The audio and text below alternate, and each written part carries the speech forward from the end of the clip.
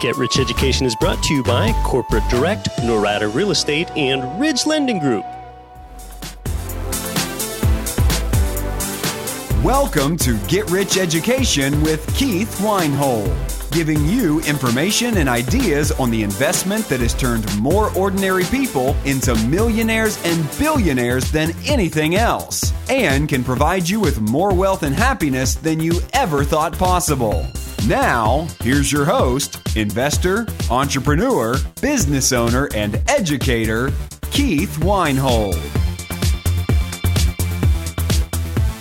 Welcome to Get Rich Education, episode 98. Thanks for being here. I hope that you have had a great week. I'm back to help you build your wealth and cultivate an abundance mindset, because we live in a world of abundance, yet the scarcity mentality is abundant and the abundance mentality is scarce. I've got some specific ideas that will help you build your wealth today. I recently upgraded 3 units in an apartment building of mine, and I think that there are some stories here that will help you.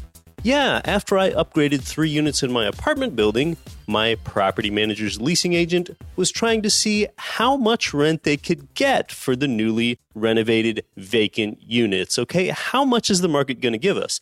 Now, in order to get more rent and kind of test the top of the market and stretch it out here, here's what my manager did, and here's what you can do when you have multiple vacancies at once. My property manager showed a vacant unit to a prospective tenant and told them that the price is $1,300, okay, for these 2-bed, 1-bath apartment units, $1,300. Now, that was kind of pushing the boundaries of the upper end of the market. Now, if the tenant goes ahead and accepts that $1,300, well, that's great. We just stretched what we could rent the unit for with these new renovations, and we were successful, all done. But now, if you're showing that tenant that unit and you can feel that the tenant doesn't seem to like the unit at that price, and you have multiple vacancies, well, just take them to the unit next door that's nearly identical and tell them that one's only $1,250, and the tenant might like that, okay? Especially since it's basically the same unit for $50 less.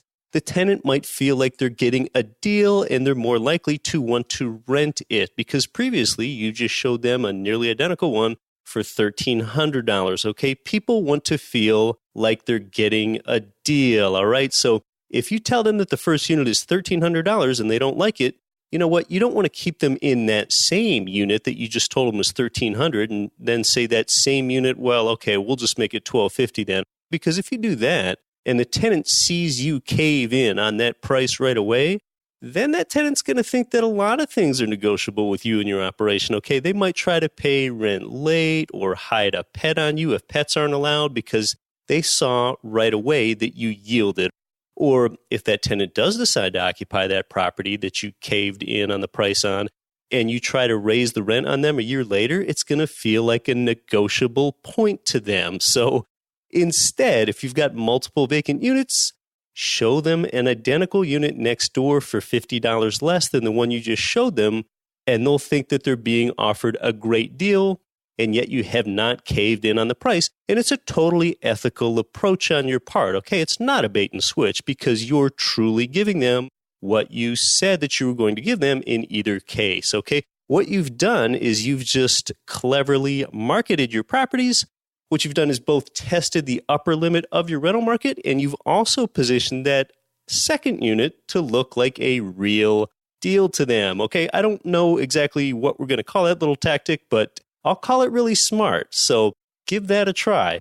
And of course, you can do that with a property as small as a 4-plex or even a duplex, I guess, if both sides of the duplex are vacant. And I guess you could really even do this with 2 single-family homes, although that gets a lot harder because it's tough to have 2 single-family homes that are a lot alike. So there's a little tactic to keep in your back pocket, or make sure that your manager is aware of that little tactic. Now, what I did when I upgraded 3 units in this apartment building also serves as a great example to you on a small scale for you to see how one adds value in a multifamily property. Okay, we're talking about a multifamily property of 5 or more units. Now, when I had 3 units in the building vacate at about the same time, because tenants were just giving their notice to move out, I had an opportunity to make improvements. Now, 2 of the 3 tenants that left, they were tenancies that I inherited from the previous owner when I bought the building previously, and those tenants were already there a few years ago. And those 2 tenants, they were of a certain disposition where I was kind of happy that they left because they made noise, they loitered, they flung cigarette butts around, and I'm not completely sure of all their behaviors. I don't manage any of my own properties. But now, with the opportunity to upgrade the standard of this apartment building, I decided to put what ended up being $45,000 out of my pocket, $45K total, into renovations and improvements on these 3 units. There are economies of scale in having my property manager's contractor knock out 3 units at one time. So they installed new flooring in the units. They also upgraded the very old kitchens with new cabinets, all new countertops. They added dishwashers, and they upgraded to all stainless steel appliances. And tenant-grade stainless steel appliances are pretty affordable, by the way. Okay, so I spent about $15K per unit, $45K total. And by the way, both of GRE's business developers, John Collins and Marcus Whalen, visited the property because it's here in my hometown. Now, here's what those upgrades did for me, okay? And you can think about how improvements like this can help you on your 5+ unit apartment buildings. And those buildings are valued based on the income that they provide, unlike single-family homes, duplexes, triplexes, and fourplexes, which are based more on comparable sales, not income, but comparable sales from prior months, rather than the income that they produce. So in this apartment building of mine, with the more attractive upgraded units, the rent income on each unit went from $1,075 before renovations up to $1,250 per unit after renovations. So that's a $175 monthly rent increase on each of those 3 units. So that's about, just rounding off, a $500 increase in monthly rent income on that building. That $500 monthly rent increase, that increases both the cash flow by $500, of course, and it also increases the NOI, the net operating income of the building, by $500 a month. Okay, so that's an NOI increase of $6,000 per year. That $500 a month times 12. So what we're going to do is use that higher NOI, that NOI increase of $6,000 per year, to determine the increase in value in the building. So that $6,000 per year, that gets divided by the cap rate, okay, the prevailing capitalization rate for that property type in that submarket, which is probably a little under 8% today. We'll just call it 8%, again, just rounding off. So a $6,000 annual NOI gain divided by the 8%, or 0.08, is $75,000. That's $6,000 divided by 0.08, 8% being the cap rate.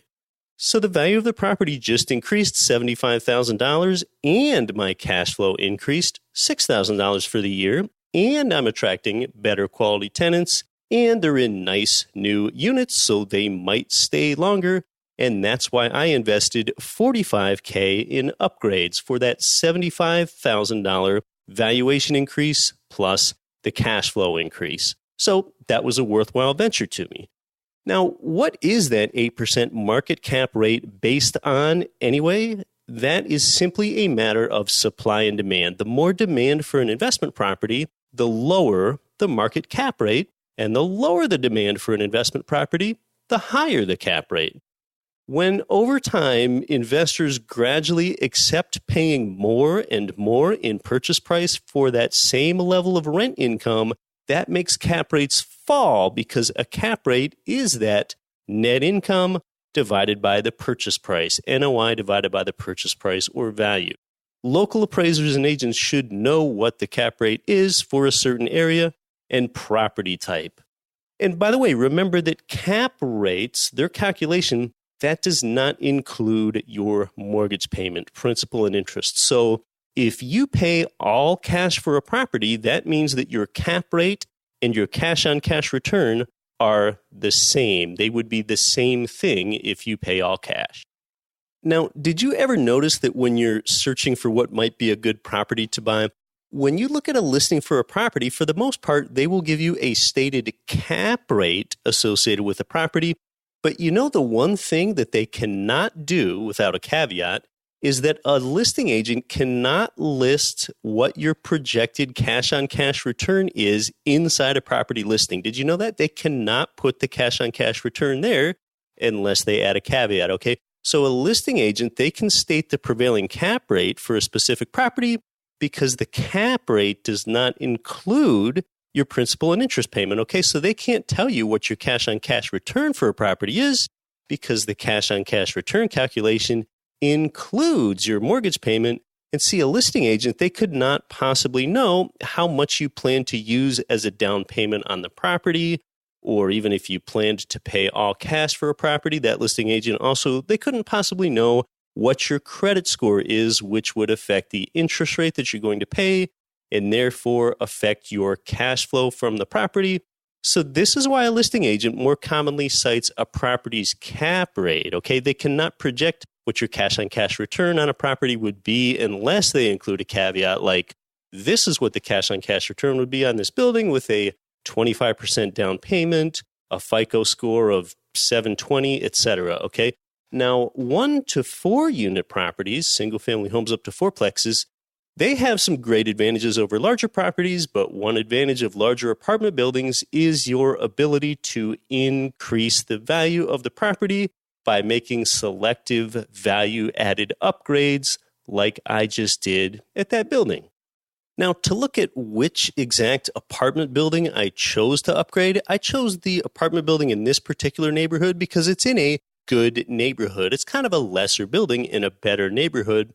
And that's something you can think about too when you consider which properties to upgrade, okay? Because this apartment building is on a big lot, it's almost a 1 acre lot, and it's in a good neighborhood. You know, the building kind of defines the neighborhood since it's a smaller building on a larger lot. And then outside of this large lot are single family homes, kind of nicer properties. And my apartment building is the only one around. So upgrading the inside of the apartments, it kind of, in a small way, it helps define the neighborhood, okay? So I think to help this make sense, let's just compare this to a different apartment building of mine. I have another apartment building elsewhere that I have not upgraded. It's a 3-story building on a small lot, and it's surrounded by other apartment buildings, unlike the one I upgraded that's surrounded by single-family homes, okay? So this other one, this 3-story building on a small lot surrounded by other apartment buildings, there's a bunch of paved spaces and parked cars all over the place. There's a lot of dumpsters out on the margins of the street for each building. So really, no matter how much I upgrade the inside of that other building, those external, those neighborhood realities, they just aren't going to attract the type of tenant that will pay more for better amenities. And it's more difficult for me to change the character of that more crowded neighborhood. So on the property that I did choose to upgrade, there are more wide open spaces. And with building upgrades, I can more or less help define the character myself. So that's part of what went into the decision about which property to select for an upgrade. Now, you might be wondering, how do you get there from where you're at now? Okay, how does an everyday person kind of get into these larger apartment buildings that they own and control themselves so they can have opportunities like I just did? Because when you directly own and control your own property, you realize the simultaneous 5 profit centers that real estate investors enjoy. Well, you often do that by starting out through planting your equity seeds in smaller turnkey real estate properties. In an appreciating environment, your equity will grow fast. And when your equity grows fast, you can sell your turnkeys down the road, do a cash out refinance of your turnkeys to either buy more turnkeys or buy a larger apartment building. Now, you might be wondering how the $250 of monthly cash flow that you have on each one of your single-family turnkey properties is really going to get you ahead, all right? Well, besides that cash flow, just consider this, okay? Here's a scenario. Let's say you bought a turnkey property for $100,000 with a 20% down payment. All right, after 5 years, your $100,000 turnkey property is now worth $134K, 100 up to $134K after 5 years. And that's just at the historic real estate appreciation rate of 6% per year. So your $20,000 down payment now has $34,000 added to it. So that's $54K of equity per turnkey property that you have after those 5 years, okay? But wait, it's more than just $54K of equity that you have because your tenant was also paying down your loan for you during that time. Besides giving you cash flow, they're paying down your loan.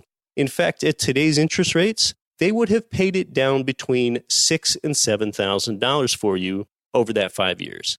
So add that $6,000 to $7,000 to the $54K, and you have $60K of equity for every single-family turnkey property that you own after 5 years. So yes, your $20K down payment, your initial equity position, that would triple to $60K after just 5 years due to the magic of leverage. Okay, leverage, again, is what amplifies wealth.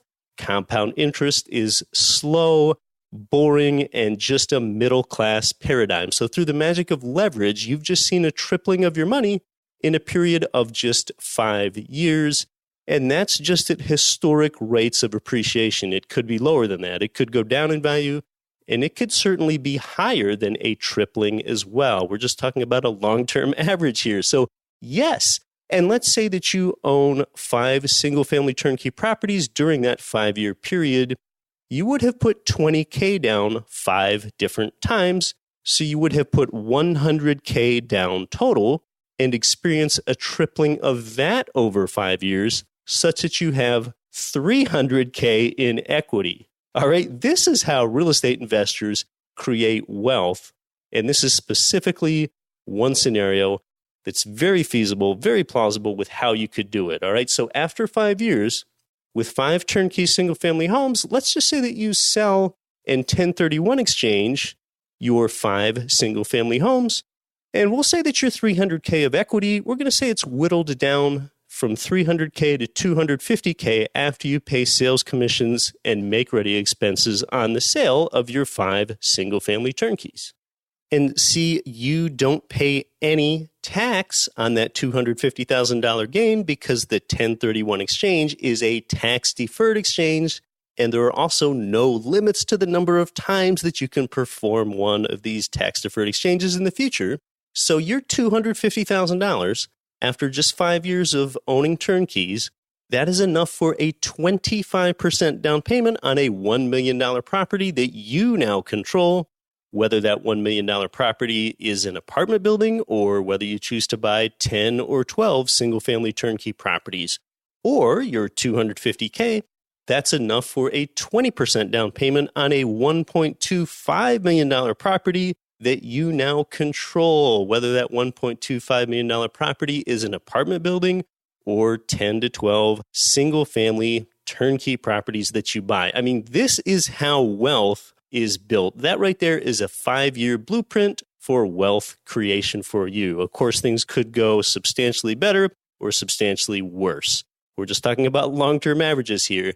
And no doubt about it, you're going to have some hardship or some hard situation during those 5 years. Okay, the month that you have to replace a fence or a garage door on one of your properties, it just won't feel that great for that month. But overall, the 5-year example that I just gave, it is, again, just outlining only 2 of the 5 ways that you're paid with leveraged income property. We really only discussed the appreciation and the loan pay down portion there in that example as well, just 2 of the 5.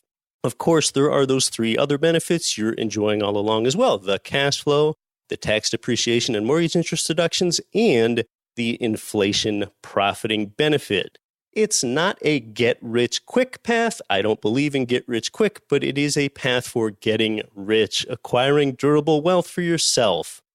This is Get Rich Education. If you're looking for a company that knows what investors need because they specialize in income property loans, check out Ridge Lending Group right here. I'll be right back. Cash flow real estate investors, this is Get Rich Education's Keith Weinhold. Did you know that you can finance up to 35 income properties all with one lender? Ridge Lending Group specializes in investment property loans, and they do it in almost every U.S. state. Ridge has worked with tens of thousands of real estate investors and homeowners all over the country. They've been doing this for investors for so long that at this point, they've helped more families realize their dreams of becoming real estate investors than any other mortgage lender in the country. To find out more, visit ridgelendinggroup.com. Are you having a hard time finding great investment properties? Unfortunately, the best deals are rarely found locally. Successful investing begins with the right properties in the right markets. Norada Real Estate provides everything you need to invest in the best deals across the U.S. Our simple, proven system will help you create real wealth and passive monthly cash flow. Get your free copy of the ultimate guide to passive real estate investing at noradarealestate.com/guide. That's NORADA realestate.com/guide. This is David Campbell from Hassle-Free Cash Flow Investing. Listen to Get Rich Education with Keith Weinhold, and don't quit your daydream. Welcome back to Get Rich Education. We like to keep our eye on technology and innovation here at GRE and how that change affects you as an investor. Besides just being interesting stuff, being a savvy investor means having an awareness of trends so that we know what to invest in. Let's project to where the hockey puck is going and skate to the puck. Now, if you subscribe to our free GRE newsletter, then a while ago you saw the article about how some apartment buildings are now coming equipped with Amazon lockers. Some college campuses have had Amazon lockers for student use for a few years now. It's a program that Amazon actually launched almost 5 years ago when they tried out the concept in New York, Seattle, and London. What is an Amazon locker if you haven't seen one? An Amazon locker is, well, it's just kind of that. It's a large, sturdy set of lockers, usually on a wall. It's often colored yellow and it has the Amazon logo on it. And there are a lot of these little secure doors on the Amazon locker such that it kind of looks like one of those big communal neighborhood set of mailboxes that you often see outdoors. I think that's the best way I can describe it. And the way that it works with Amazon package delivery, though, is different. The delivery carrier, they scan their ID for access to the Amazon locker, whether that carrier is with UPS or FedEx or the Postal Service.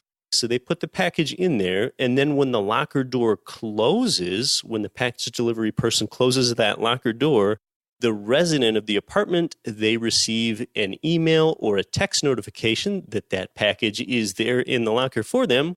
And then for the resident to receive the package, they either scan their key fob or they enter a PIN.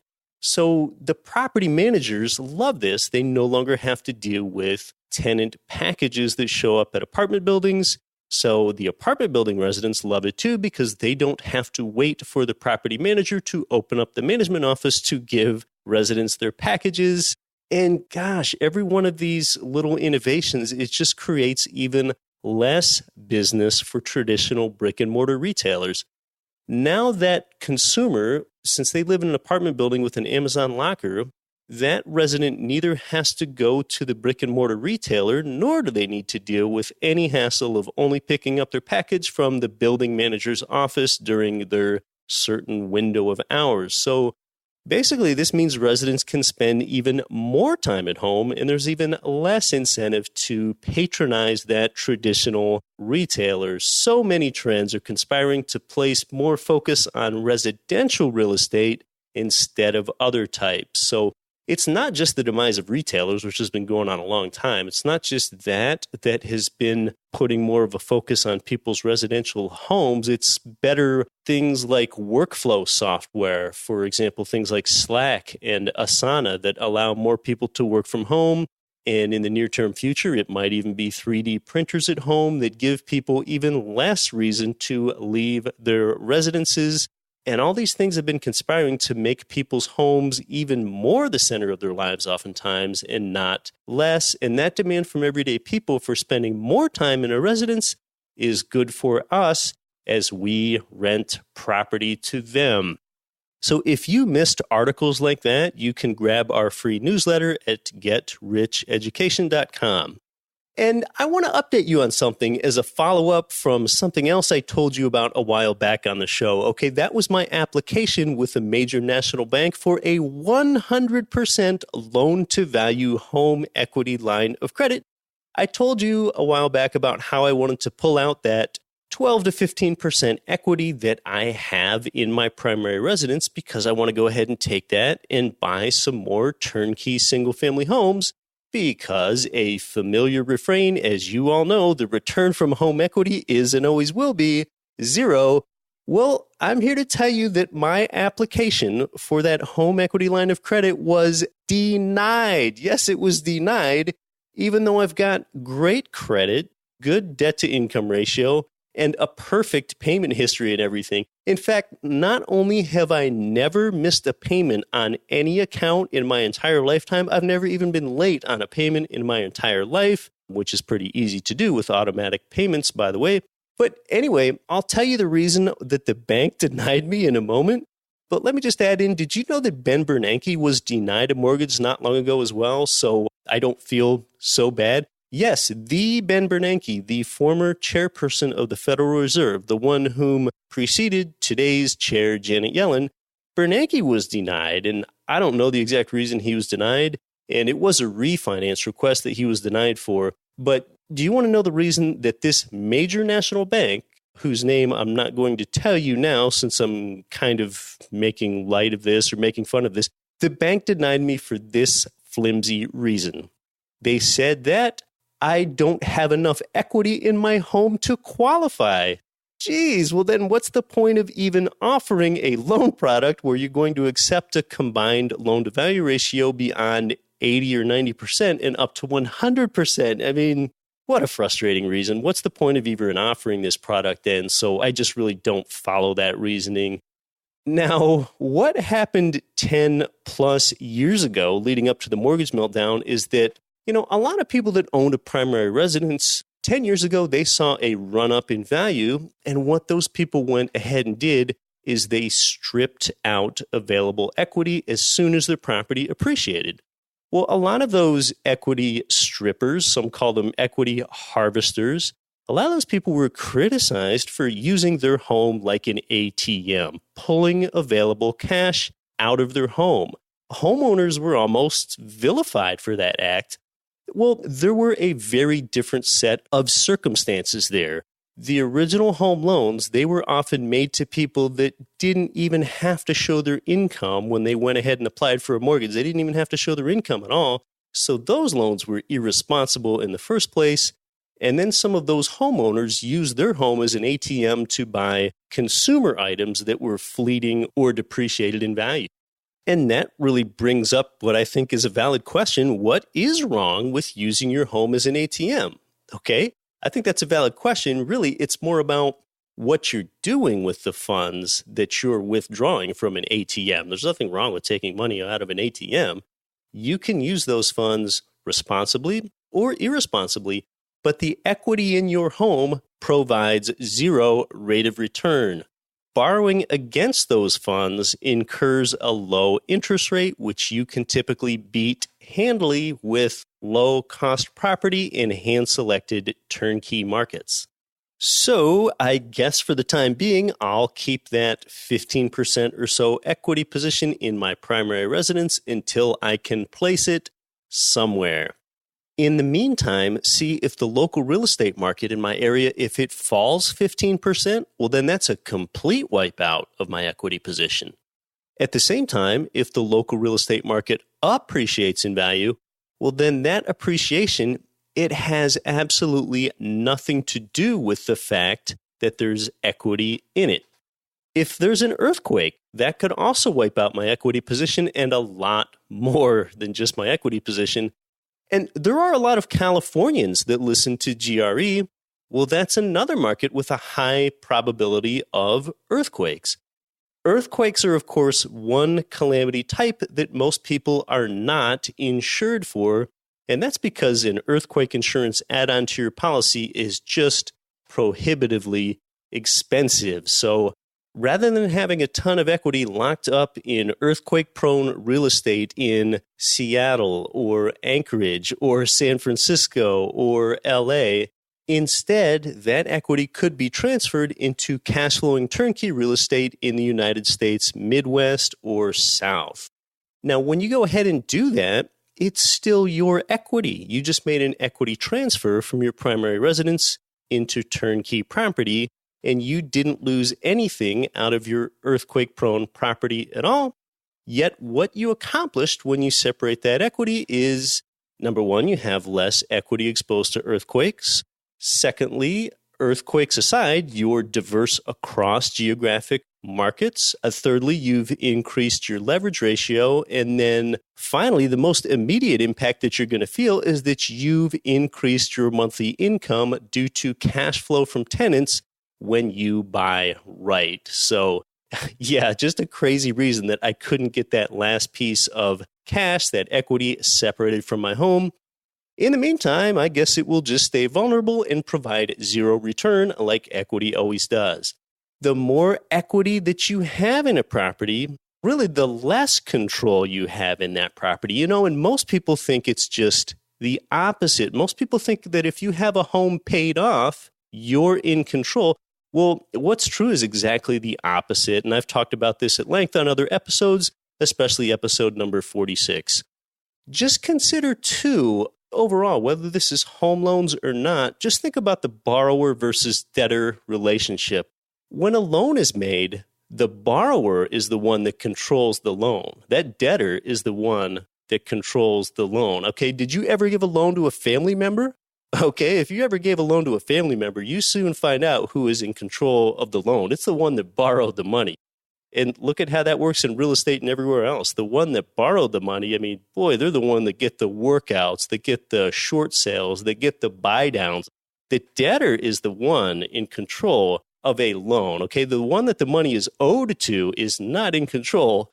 And it's just rarely been a better time to be a debtor than when interest rates are still here on the floor at historic lows. Well, I want to wrap up this week by really reading my own column, my own article that I wrote for the Rich Dad Advisors. Okay, this was published in the Rich Dad Advisors blog last week, and it got quite a bit of positive feedback from it. I guess it was more than a week ago that it was published, but I want to read it right here to close out the show. This is titled, Why Live Below Your Means is Bad Advice. Why live below your means is bad advice. So here we go. And rather than plainly reading it, I'm going to bring some color and some life into this article that I recently had published here. I am constantly baffled why the common advice, be sure to live below your means, is so pervasive and enduring. Sadly, it just underscores the scarcity mentality that has affected society. Kids are misled like this when they're young and impressionable. Kids learn live below your means from their first financial quote-unquote teachers, their parents, and it sticks with the next generation for a lifetime. When parents say live below your means, they're planting a bad seed inside their children. It tells kids that they should get used to sacrificing some of the better things in life. Even some of the best things in life should be sacrificed.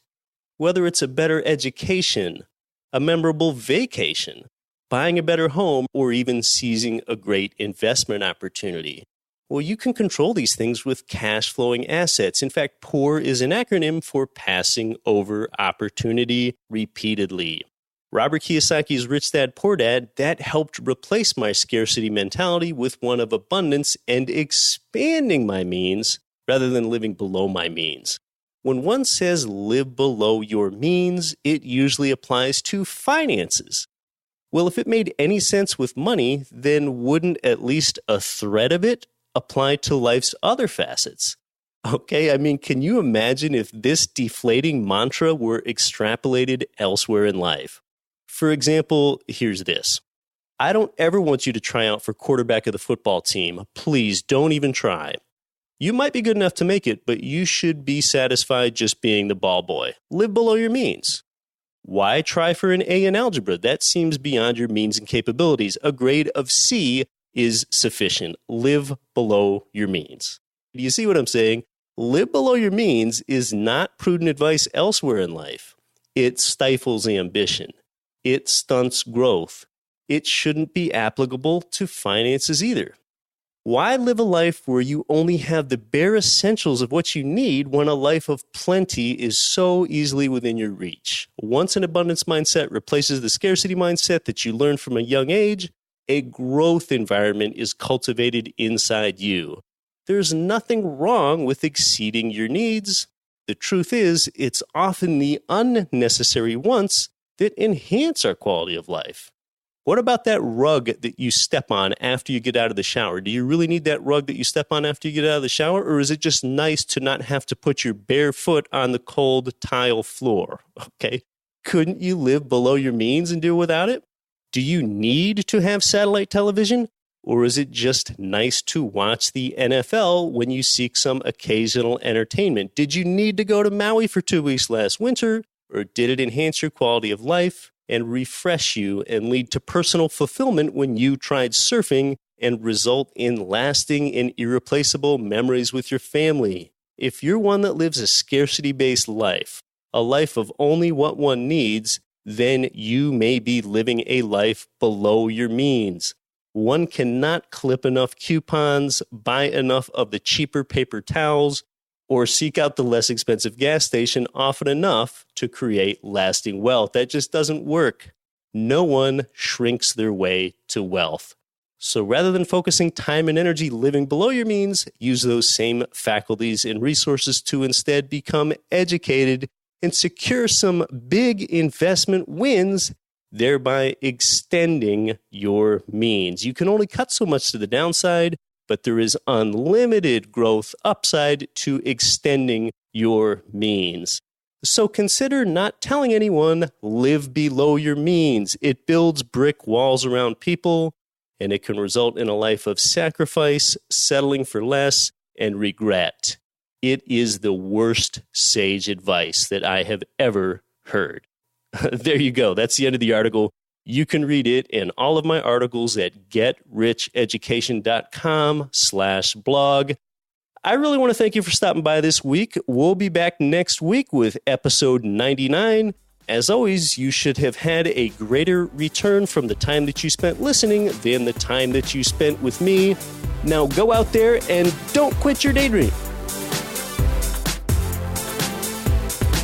You've been listening to Get Rich Education, telling you what the wealthy won't tell you about real estate and investing. Nothing on this show should be considered specific, personal, or professional advice. Please consult an appropriate tax, legal, real estate, financial, or business professional for individualized advice. Opinions of guests are their own. Information is not guaranteed. All investment strategies have the potential for profit or loss. The host is operating on behalf of Get Rich Education, LLC exclusively.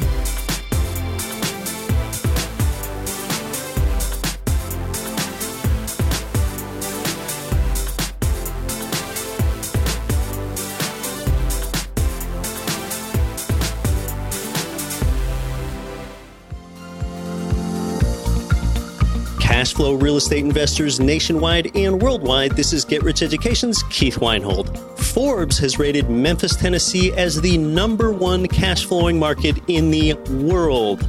Our good friends at Mid-South Homebuyers have been Memphis's premier turnkey real estate provider for 14 years with a stellar reputation and an A+ rating with the Better Business Bureau.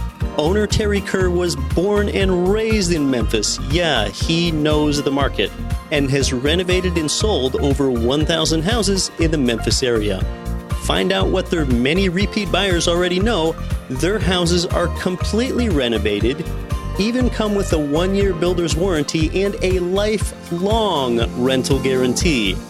They're a perfect fit for the first-time out-of-state investor or the seasoned investor diversifying their portfolio.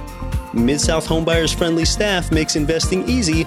Learn more at midsouthhomebuyers.com or give them a call at 901-217-HOME.